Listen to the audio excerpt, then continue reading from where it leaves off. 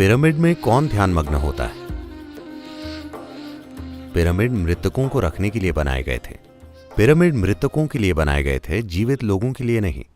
हाँ, अगर आप पिरामिड बनाते हैं, चाहे आप कागज का पिरामिड बनाएं, आप प्रयोग करके देख सकते हैं। पिरामिड के शीर्ष पर 56 डिग्री का कोण होना चाहिए, सभी चारों कोणों पर। अगर आप ठीक 56 डिग्री कोण के साथ पिरामिड बनाएं, चाहे एक मामूली पेपर पिरामिड हो। आप एक सब्जी लीजिए, अगर ये ट्रॉपिकल वातावरण में है तो आप बहुत आसानी से इसकी जांच कर सकते हैं। मान लीजिए कोई सब्जी या फल है जो आमतौर पर 3-4 दिन में सड़ जाता है। उसे लीजिए, उसे एक पेपर पिरामिड में रखिए।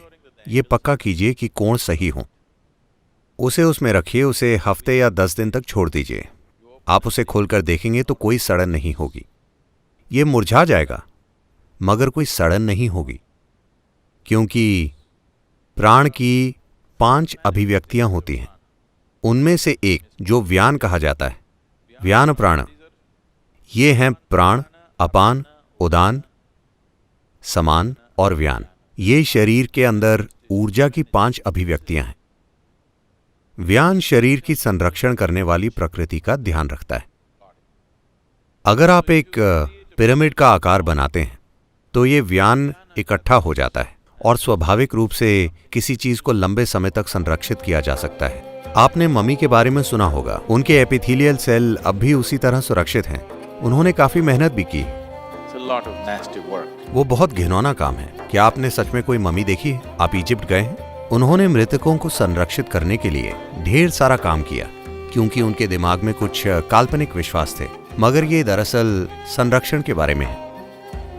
नहीं, मैं जानता हूं कि ढेर सारे लोग, पिरामिड सोसाइटियां भी इसे बढ़ावा दे रही हैं। आप एक पिरामिड के नीचे ध्यान कर सकते हैं। पिरामिड ध्यान करने के लिए नहीं, पिरामिड मृतकों को रखने के लिए। अगर आप अपने परदादा को संरक्षित रखना चाहते हैं तो आप पिरामिड बना सकते हैं, मगर मैं कहूंगा, मरे हुओं को क्यों परेशान करना? मुर्दों को मुर्दों के लिए छोड़ दीजिए। जीवित लोगों की आपको चिंता है ना? हाँ, ये और आपके आसपास के बाकी लोग जो जीवित हैं, आपको उनकी चिंता होनी चाहिए, मरे हुए की नहीं। पिरामिड मृतकों के लिए है। कुछ मुझे नहीं पता कि उन्हें क्या बुलाना चाहिए। ऐसे लोग पिरामिड को एक ध्यान प्रक्रिया के रूप में प्रचारित कर रहे हैं। पिरामिड का ध्यान से कोई लेना देना नहीं है, ठीक है? आपको समझना होगा, ध्यान किसी तरह का काम नहीं है, यह एक तरह का गुण है।